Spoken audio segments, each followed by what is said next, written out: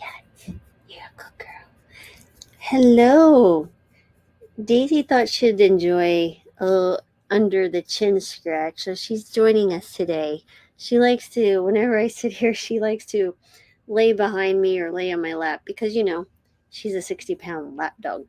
Um, I don't know if she'll stay, but we'll go ahead and get on. But today I wanted to talk to you the link between clutter and stress. She doesn't, you got that breath. She's giving me the look. She doesn't, yeah, it's okay. You want to say hi to everybody? She doesn't bark or anything. She yawns and breathes bad breath on you. Anyway, so that's Daisy, everyone. She's literally the fourth child. But today I really want to talk about clutter and stress. And I think as part of my journey into kind of this nomadic life with the RV, I certainly have done this multiple times actually. And apparently I need to learn this lesson multiple times is getting rid of stuff, and then you accumulate stuff, and then you get rid of stuff. But now you can't get a whole lot of stuff. The stuff that I do, but I try to be very conscious that it has a purpose, and it has space, and it has a place in the space. So if that makes sense. So really want to speak around clutter and how it affects in your mind and overall health. And then I have a 5-minute habit, like going along with this 5-minute habit series of how to overcome that. So for those of you who are new to the channel, my name is Dr. Lori Marvis. I'm a board-certified family and lifestyle medicine physician who work with patients and others. I have courses and things in a weekly newsletter. By the way, you can click on the subscription below or the little link below and subscribe if you like, on helping people just kind of try to do more of the things that we know we should do but struggle to do. And how do we get more and more people to understand that they are more powerful than they think. And so let's jump right into today's topic. And first of all, when we think about things, I mean, have you ever just kind of looked around and feel like your stuff is kind of like secretly multiplying while you're not looking? Like literally, one book turns into 2 books, turns into 5 books. The bookshelves are now full, and then they're stacking up on the ground. Well, clutter has a really sneaky way of taking over, and it doesn't just mess with your space, but it also messes with your mind.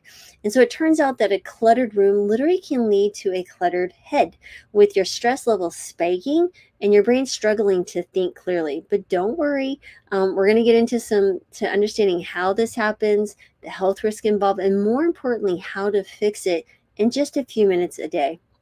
And I'll get to how I went about decreasing from a 2,300 square foot house to, I don't know, I think this is like maybe 300 square feet with the little thing that's pushed out.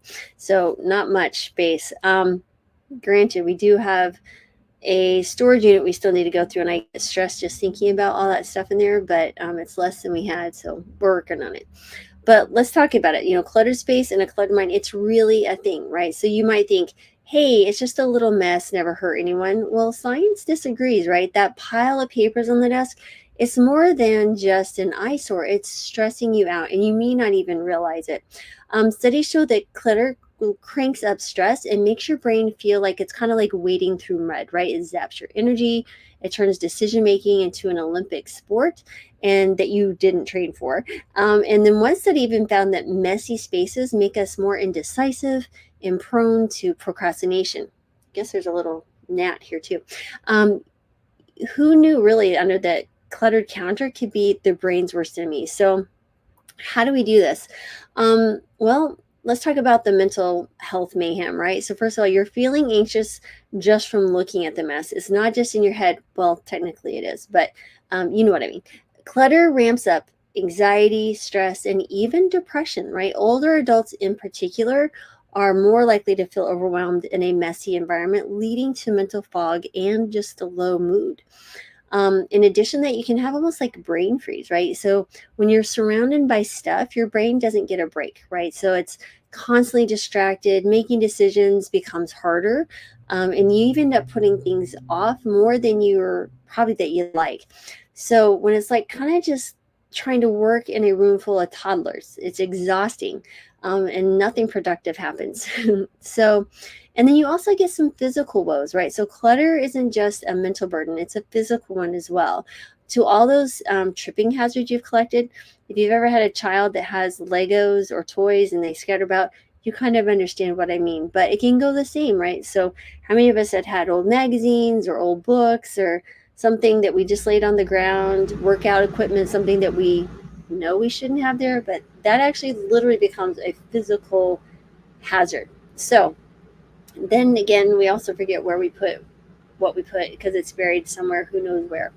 So there's the gist of it. But what do we do to stop this? Well, let's talk about a 5-minute declutter miracle, right? So how do you battle the clutter monster without burning out? So easy. It's just literally like one bite at a time. You start with a simple 5-minute habit a day because let's real, that's pretty much all we can manage sometimes. And here's the game. So one, you set a timer, right? You can say, hey Siri, set a timer for 5 minutes. And she did. Yep, she did. Okay. And you pick one small area, your desk, your kitchen counter, maybe it's the mysterious junk drawer that seems to grow every single day. And then you just sort like a pro. You go through 3 categories. You keep, you toss, and you donate. And that's literally what I did, starting with all my clothes when I started getting ready to move from the house to the RV, is literally just, I had to start with my clothes because I understood I had to have clothes. And it was probably the hardest thing I had to go through, but we did it. It took me a few months, but because I got rid of some things and then I was like, okay, I can get rid of some more. But you can't overthink this, right? You just have to keep this really useful and keep this. If it's junk, toss. If it's good, but you haven't touched it in a year, donate it and make somebody's day, or maybe give it to your daughter. I literally shipped, or your son or whomever. I literally shipped my poor kid some clothes that I knew that I wouldn't wear, but she would love, and she absolutely loved them. And then she had to go through a decluttering phase. Anyway, so then you just rinse and repeat. You do this every day, and you'll be amazed at how much you clear your space and then your mind, and you just feel good, right? You feel relieved. So this is why minimalism has really taken off. So I mean, remember, clutter may seem harmless at first, but it's really a silent stress inducer, and it takes a toll on your mental and physical health. But with a tiny daily habit of, remember, you keep, donate, or toss, those things can be done and dealt with very, very quickly. In just 5 minutes a day, literally. I have 3 minutes left. I don't know what else I can throw out. But anyway, so I hope that was helpful. I just wanted to share that with you because I've been going through a lot of this in the last, I would say, 3 to 4 months. And my life has changed because I've simplified and made things easier. One, I can see them, I know where things are. And even in this small space, um, in a small space, things can get cluttered much more quickly. So we have to be very, very mindful of what we bring into our space to begin with. And so, I can't just order off Amazon anything, although I do find that Amazon will deliver to the RV parks wherever you are.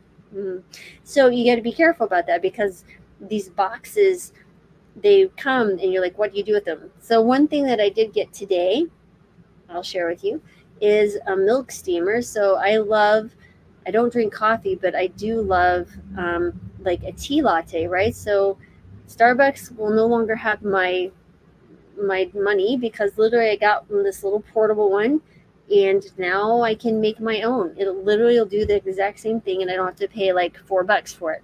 So there's that piece. Anyway, so I hope you found this helpful, everyone. I'm sending you gratitude, joy, and love as always, and I hope you have a wonderful weekend. I'll be back tomorrow with another 5-minute habit of the 10 that I've listed in the few days ago video. Please share this with someone that you think that might find this useful. And don't forget to subscribe and hit the alert button. I'm always happy to have you here. And again, I'm always sending you healing because we all need more of that in this world and in our lives. So again, be safe, everyone, and have a wonderful weekend. We'll see you later.